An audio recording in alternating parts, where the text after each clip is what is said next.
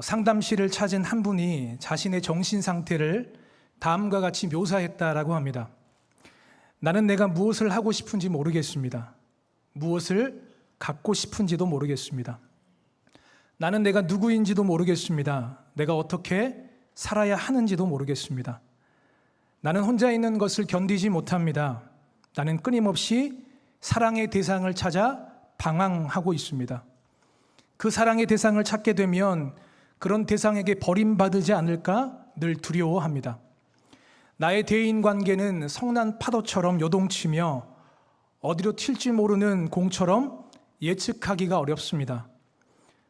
때로 나는 물쓰듯 돈을 써버리고 이내 그것을 후회하곤 합니다. 나는 정서적으로 늘 불안함을 느낍니다. 이런 불안이 심해지면 자살 충동을 느낄 때가 종종 있습니다. 그래서 저는 늘 누군가를 의지하지 못하면 삶을 이어가지 못하는 의존적인 인생을 살아가고 있습니다. 심리학, 정신의학에서 이런 증상을 가리켜 경계선 성격 장애라 부른다고 합니다.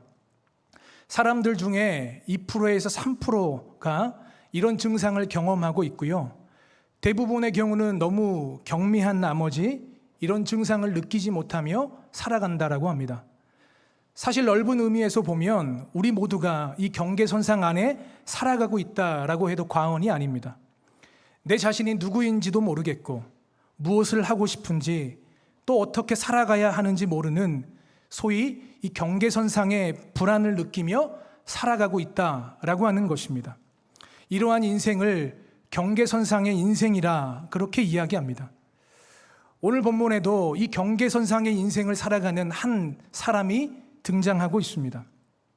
나면서부터 걷지 못했던 사람, 구걸을 통해서 생계를 유지해야 했던 한 사람이 등장하고 있는데 성경에서는 그 사람을 안진뱅이라 그렇게 이야기합니다. 나면서부터 안진뱅이였다라고 하는 것은 태어날 때부터 부정한 자로 취급받던 자였다라고 할 수 있습니다. 스스로의 힘으로 살아갈 수 없는 사람, 누군가를 의존하지 않고는 살 수 없는 사람, 소외감과 외로움으로 존재감이라고는 일도 없이 살아갔던 인생이 바로 이 안진뱅이의 인생이었습니다. 그는 매일같이 누군가의 도움을 받지 않으면 살아갈 수 없었던 인생이었던 것이죠. 오늘 말씀에도 보니까요, 그는 누군가의 도움을 받아 성전 미문 앞에 나와 오게 되었습니다. 성전 가까이에 있었지만 성전에는 들어가지 못했던 인생입니다. 왜 그렇습니까? 그의 인생이 부정했기 때문에 그렇습니다. 그리고 그가 항상 앉아있던 자리가 어디에 있는가? 성경에서는 성경 앞 미문이라고 그렇게 이야기하는데, 여러분, 이 미문이 어떤 문일까요? 말 그대로요, 이 예루살렘 동편에 위치한 아름다운 문, 이 아름다운 문을 미문이라 합니다.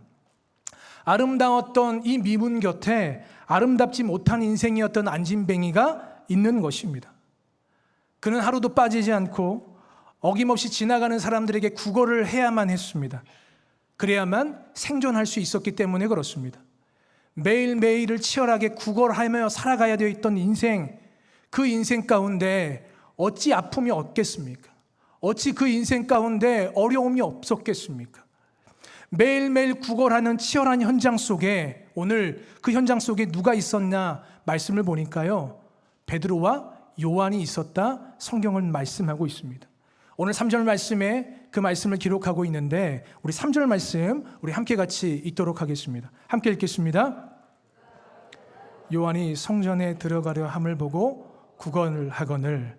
아멘.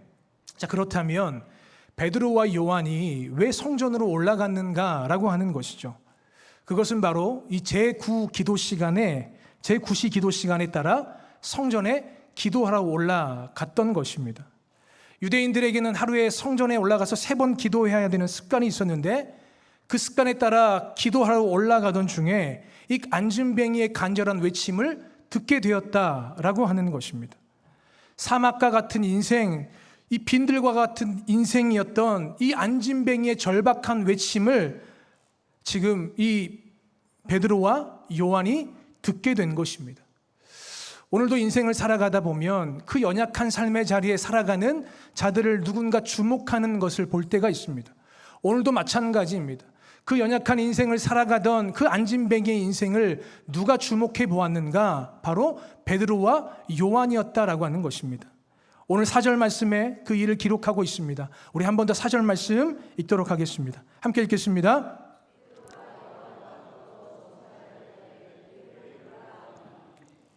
아멘. 이것이 바로 기적의 시작이 됩니다. 베드로와 요한이 이 안진뱅이를 주목하여 보기 시작했습니다. 여러분, 은혜를 경험한 사람은요, 이전에 보이지 않는 것들이 보이기 시작할 때가 있습니다. 이전에 보이지 않았던 누군가의 연약함이 보이고 누군가의 아픔이 보입니다. 2절에 의하면 날마다 이 안진뱅이는 성전에 찾았던 사람이었습니다. 성전 앞에 머물렀던 사람이었습니다. 성전 미문 앞에 늘 날마다 머물러 있던 사람이 바로 안진뱅이였습니다. 그러면 생각해 볼 수 있는 게 뭘까요?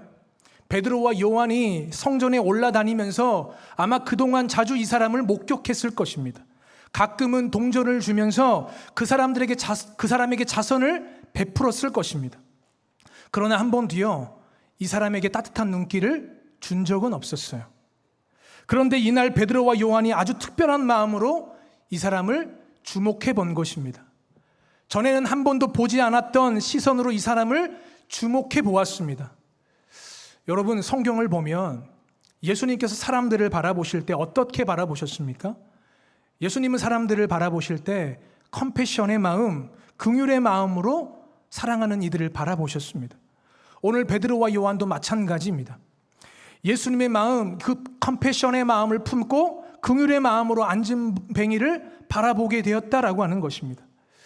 여기에서 주목하여라고 하는 단어를 살펴보면 헬라어로요, 아테니조라고 하는 단어를 사용하고 있는데 이것은 유심히 본다라고 하는 것을 의미하는 말입니다. 아테니조, 그러니까 지금 베드로와 요한이 이전에 보지 못했던 그런 눈빛으로 그 사람을 보고 있다라고 하는 것입니다. 그리고 그와 눈이 마주치게 됩니다.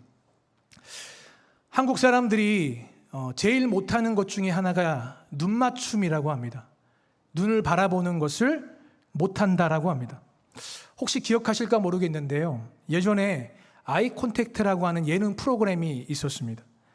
특별한 사연을 가진 이들이 나와서 함께 눈맞춤을 가지는 그런 시간이었는데 얼마나 어색한 그런 시간인 줄 모릅니다. 우리가 어떤 사람을 만나게 되면 첫인상을 결정하는데요, 그 첫인상을 결정하는데 몇 초가 걸리는 줄 아세요? 몇 초가 걸릴까요? 3초요? 7초가 걸린다라고 합니다. 그런데 그 첫인상이 무엇으로 결정되는가 하면 대화의 내용이 7%고요. 그리고 상대방과의 목소리를 통해서 38%가 결정이 된다고 합니다. 뭐가요? 첫인상이요. 제 목소리가 어떻습니까? 예. 제 목소리를 통해서 첫인상이 38%가 결정이 된대요. 저는 저의 허스키한 목소리가 되게 싫었습니다. 저의 컴플렉스 중에 하나가 저의 이 허스키한 목소리였습니다. 우리 할렐루야 찬양대처럼 이렇게 맑고 청아한 목소리가 좀 나야 되는데 이 걸걸하고 걸쭉한 목소리가 저에게는 그렇게 마음에 들지 않았던 것 같습니다. 그런데 만약 제 모습에서 할렐루야 찬양대 같은 목소리가 나온다면 어떻겠습니까? 미스매치 아니겠습니까? 그래서 우리 하나님은 실수가 없는 분이다라고 생각을 합니다. 우리 하나님은 실수가 없으신 분입니다. 그리고 나머지가요, 이 몸의 언어라고 합니다. 몸의 언어가 55%를 차지하는데요, 그런데 몸의 언어 중에서 제일 중요한 것이 바로 눈의 언어라고 합니다. 눈으로 말을 하고 눈으로 메시지를 전달하는 것입니다. 그래서 의사소통을 제대로 하려면 무엇을 바라봐야 될까요? 눈을 바라봐야 됩니다. 눈을 바라보는 것이 의사소통에 있어서 가장 중요하다라고 합니다. 우리 옆에 분들과 눈을 좀 마주해 보겠습니다. 그리고 그 눈빛으로 사랑한다고 한번 이야기를 해보겠습니다. 말씀하지 말고요. 사랑한다 말씀하지 말고 이야기하시면 안 됩니다. 눈으로, 눈빛으로 지금 이야기하시는 거예요. 자, 한번 해보겠습니다. 시작. 네, 눈빛으로 위로하고 격려를 이렇게 한번 해볼 건데 한 번 더 한번 해볼까요? 눈빛으로 위로하고 격려하는 시간 한 번 더 가져보겠습니다. 시작. 네, 눈빛으로 위로하는 겁니다. 말씀하지 마시고. 네, 쑥스럽고 부끄럽습니다. 그렇죠? 남자들의 세계에서 이 눈을 마주 본다는 것은요, 엄청난 일입니다. 왜 그렇습니까? 남자들의 싸움 대부분은 어디에서 일어납니까? 눈을 마주치는 데서부터 시작됩니다. 상대방의 눈을 마주치면 그때부터 스파크가 튀기 시작합니다. 그러면서 이야기합니다. 왜 쳐다보냐고. 오늘 베드로와 요한의 쳐다봄은요, 그런 차원이 아니었어요. 예수님의 자비, 예수님의 긍휼, 예수님의 사랑의 마음을 가지고 이 컴패션의 마음으로 안진뱅이를 쳐다봤다는 것입니다. 은혜를 받으면 이렇게 됩니다. 그전에는 눈에 들어오지 않았어요. 그러나 예수님의 마음이, 예수님의 사랑이 우리 마음 가운데 가득 차게 되면 그 전에 보이지 않던 것들이 보이게 되더란 말입니다. 오늘 이 시선이 우리에게도 있기를 소망합니다. 우리 주변의 이웃들을 대할 때, 사람들을 대할 때 이 예수 그리스도의 따뜻한 눈길이 우리 가운데 있었으면 좋겠습니다. 언제 가능하다고요? 예수님의 마음이 우리 가운데 있을 때입니다. 그 전에는 옆에 있는 분들을 쳐다볼 때 나와 상관없는 사람처럼 보였습니다. 그러나 오늘 우리가 눈빛을 통해서 바라볼 때 예수 그리스도의 사랑의 마음으로 바라보셔야 됩니다. 그 영혼을 향한 위로와 긍휼의 마음을 가지고 바라보셔야 됩니다. 오늘 따뜻한 눈길로 베드로와 요한이 그를 바라봤습니다. 그리고 그와 함께 눈이 마주쳤습니다. 그러자 그의 반응이 무엇입니까? 5절 말씀입니다. 5절 말씀 함께 읽겠습니다.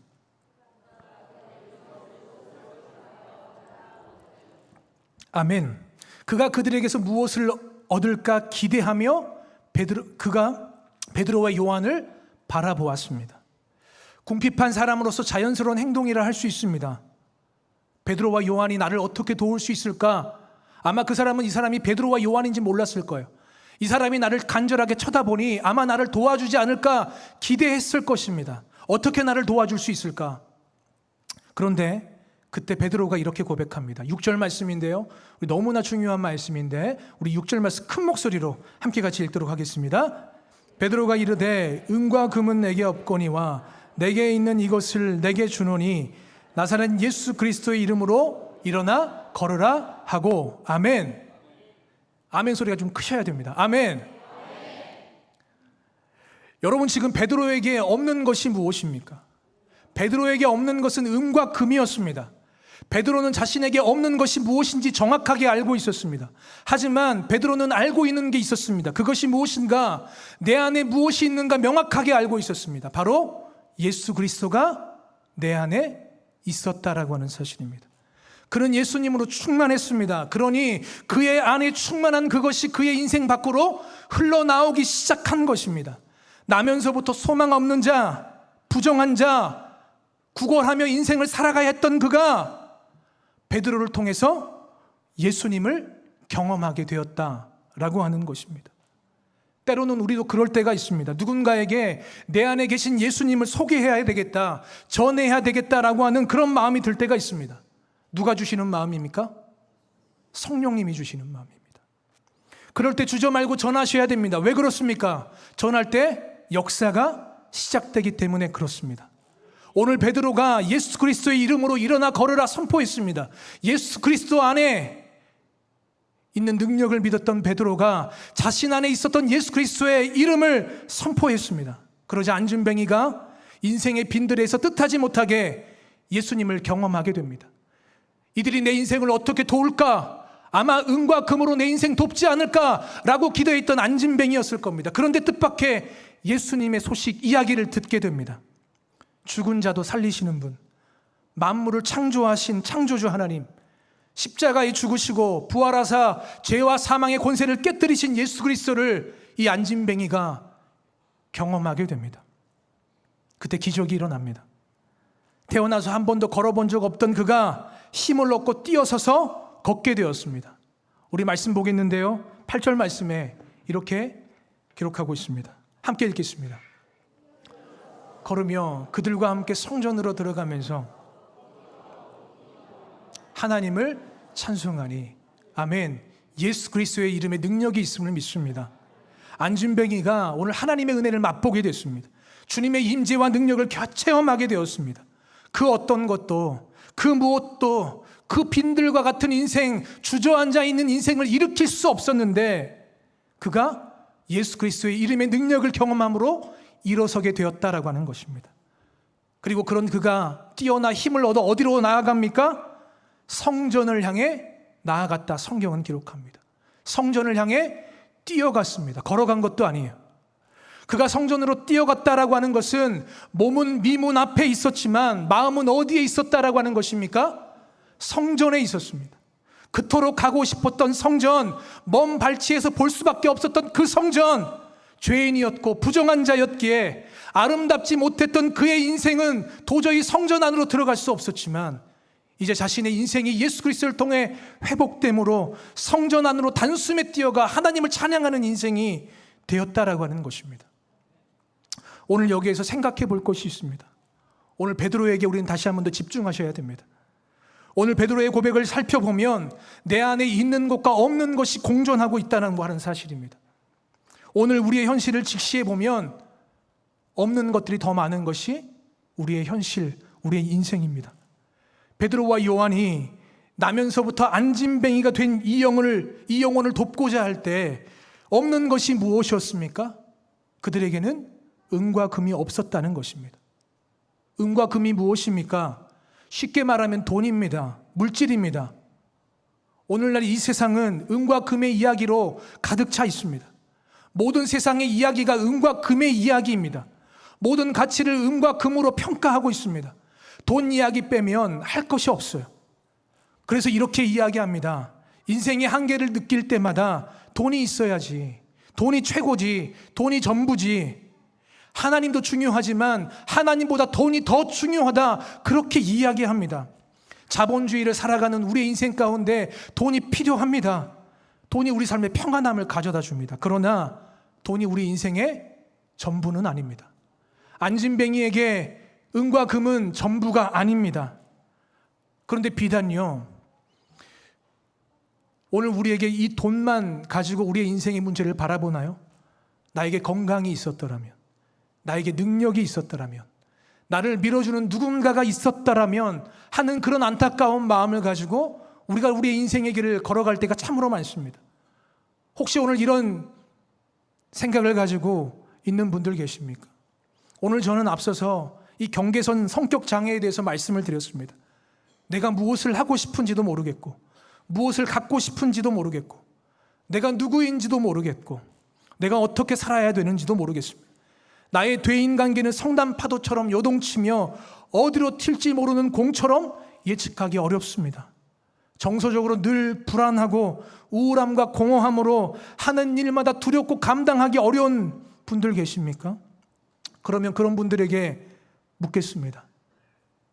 돈이 전부라고 생각하는 분들에게 묻겠습니다. 혹시 오늘 여러분들 안에 예수님이 계십니까? 은과 금은 내게 없지만 내게 있는 이것을 내게 주노라 과감히 선포할 수 있는 예수 그리스도가 오늘 우리 마음 가운데 거하고 있습니까?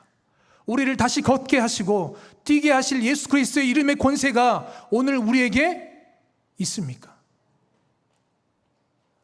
여러분, 구걸하는 인생, 주저앉는 인생을 살리는 것이 무엇이었습니까? 은과 금이 아니었습니다. 바로 나사렛 예수 그리스도의 이름, 그 이름이었습니다.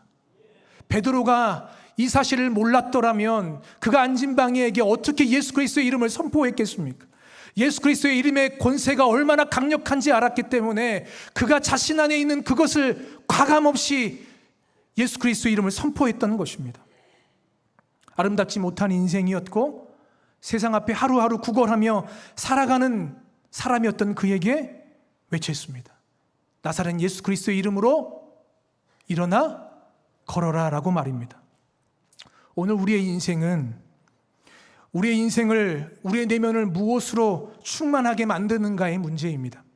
오늘 우리의 인생을 무엇으로 채우시겠습니까? 예수로 채우셔야 됩니다. 예수로 충만하게 해야 됩니다. 예수 그리스도의 이름이 우리를 다시 걷게 하고 뛰게 하실 것이기 때문에 그렇습니다. 절망으로부터 우리를 다시 일어나게 하는 힘이 예수님께 있기 때문에 그렇습니다. 그래서 오늘 우리 안에 예수 그리스도로 가득 채우셔야 됩니다. 책에 보니까요, 이런 글귀가 있었습니다. 예수님을 모시면 하늘의 것이 내 것이 된다. 하늘의 영광, 하늘의 능력, 하늘의 평안, 하늘의 사랑, 하늘의 계획, 하늘의 소망. 다시 한 번 더요. 예수님을 모시면 하늘의 것이 내 것이 된다. 하늘의 영광, 하늘의 능력, 하늘의 평안, 하늘의 사랑, 하늘의 계획, 하늘의 소망. 그것이 오늘 우리 인생 가운데 가장 가치 있는 소망이 되기를 소망합니다. 박노해 시인의 의지하지 마라라고 하는 시가 있습니다. 제가 오늘 이 시를 좀 잠깐 소개하고 싶은데요, 들려드리도록 하겠습니다. 엄마, 배고프다.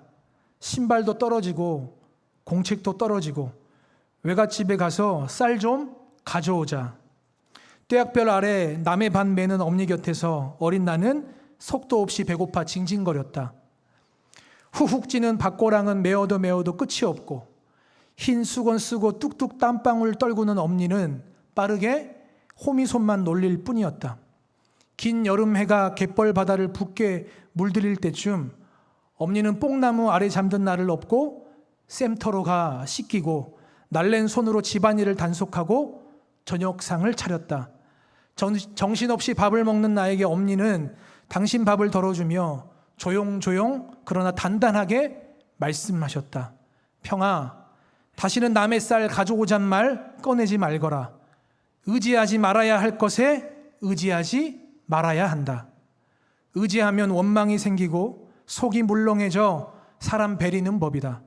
사지 육신 성하고 앞날이 창창한 사내가 자기 할 일 버려두고 의지할 곳부터 찾는 것은 부끄러운 일이다. 하나님께만 의지하고 너 자신에게만 의지하라. 많은 것을 겪고 많은 강을 건너고 아픈 시간들 속에서 때론 섭하고 때론 노하고 그날 불볕 나도 모르게 탓하고 싶은 마음이 생겨날 때마다 그날 불볕 아래 남의 반 매던 엄니의 묵묵한 호미손과 가난한 저녁 밥상의 엄정한 말소리가 울려오곤 한다. 의지하지 말아야 할 것에 의지하지 말아라. 하나님께만 의지하고 너 자신에게만 의지하라. 의지하지 말아야 될 것에 의지하지 말라. 말씀을 준비하면서 이런 마음이 들었습니다. 세상에서 구걸하지 말아야 되겠다. 세상에서 답을 찾지 말아야 되겠다. 세상 의지하지 말아야 되겠다 라는 생각이 들었습니다. 우리의 삶을 늘 두려움의 연속인 것 같습니다. 세상은 돈이 없으면 불행하다 말합니다. 그래서 끊임없이 돈에 집착하게 하고 돈에 끌려다니게 합니다. 은과 금이 없으면 세상에서 도태된 것 같고 실패한 인생이라 말하는 것이 오늘 우리가 살아가는 인생입니다. 그렇게 살게 될까 겁이 나서 돈 앞에 쩔쩔매는 것이 오늘 우리의 인생은 아닌가, 삶은 아닌가 생각해 봅니다. 말씀을 전하는 저에게도 찔림이 있습니다. 저에게도 돈이 필요할 때가 있습니다. 능력이 필요할 때가 있습니다. 왜 필요치 않겠습니까? 살아가는 데 있어서 굉장히 중요한 요소이기 때문에 그렇습니다. 그러나 오늘 돈 앞에 쩔쩔매는 우리가, 능력 앞에 쩔쩔매는 우리가 다시 한 번 더 분명하게 기억해야 될 것은 무엇인가? 우리가 분명하게 기억해야 될 것은 돈과 능력과 그 무엇은 우리가 끝까지 붙잡고 살아갈 만한 것이 아니다라고 하는 사실입니다. 오늘 내 안에 은과 금으로 채워져 있다면 오늘 우리는 과감히 버리셔야 됩니다. 그것은 영원하지 않습니다. 그리고 채우셔야 됩니다. 무엇으로 채워야 되겠습니까? 영원하신 예수 그리스도로 우리의 삶을 채우셔야 됩니다. 예수님의 말씀으로, 예수님의 사랑으로, 예수님의 용서로 우리의 마음을 가득 채우셔야 됩니다. 이것이 진짜입니다. 이 가치가 우리를 빛나게 할 것이고 우리의 삶을 아름답게 할 것입니다. 오늘이라고 하는 현실을 넉넉하게 이기며 살아갈 수 있는 비결이 어디 있는가? 예수 그리스도의 이름에 있습니다. 그 능력이 우리 가운데 임할 때 우리는 이 세상을 넉넉하게 이기며 살아갈 수 있다라고 하는 것입니다. 그래서 오늘 우리가요, 다시 어디로 돌아가셔야 되는가? 말씀의 자리로 돌아가셔야 됩니다. 리딩 지저스 매일매일 말씀을 묵상하고 있는 그 자리로 돌아가셔야 됩니다. 다시 기도의 자리를 찾으셔야 됩니다. 갈멜산 기도회, 금요 기도회, 중보 기도회 자리에 함께 하셔야 됩니다. 예수 그리스도의 말씀과 기도로 무장하여 우리의 마음 가운데 예수 그리스도를 가득 채우고 예수 그리스도의 능력으로 이 땅을 살아가는 그것이 오늘 우리 인생 가운데 가장 아름다운 인생이며 그것이 오늘을 살아가게 하는 우리의 가장 큰 힘이 되는 줄 믿습니다. 그리고 그 예수 그리스도를 우리 마음 가운데 품고 살아간다면 이제 그 예수 그리스도의 능력이 오늘 우리 가운데, 우리 주변 가운데 필요한 이들이 있습니다. 오늘 베드로가 그 베드로 안에 충만했던 예수 그리스도의 그 이름, 예수 그리스도의 그 은혜가 그 안에 가득함으로 말미암아 그 예수 그리스도가 그의 인생 밖으로 흘러나왔던 것처럼 오늘 우리 인생에도 그 은혜가 있어야 되지 않겠습니까? 예수 그리스도의 은혜로 이 땅 가운데 행복하게 살아가는 거 너무 중요합니다. 예수 그리스도의 이름의 권세를 가지고 이 땅 가운데 기뻐 뛰며 살아가는 거 너무 중요합니다. 그러나 늘 말씀드리지만 그것만으로 살아갈 인생이 아닙니다. 오늘 하나님께서 우리에게 기대하시는 것이 있습니다. 오늘 하나님께서 우리에게 맡겨주신 것들이 있습니다. 그것이 무엇인가? 오늘 인생에 주저앉아 살아가는 안진뱅이에게 오늘 예수 그리스도를 선포하고 전하는 인생을 살아가야 된다라고 하는 것입니다. 바라기는 오늘 주저앉아 있는 인생이 있습니까? 다시 오늘 이 시간 예수 그리스도를 통하여 주저앉아 있는 인생에서 다시 일어서는 인생으로 회복되어지길 소망합니다. 인생에 가치 없는 그것을 붙잡고 늘 넘어지며 살아가는 인생이 아니라 변하지 않는 가치, 진리 되시는 예수 그리스도 붙잡고 다시 인생의 길에서 예수 그리스도로 말미암아 아름다운 인생의 길 걸어가는 우리 모두가 되기를 소망합니다.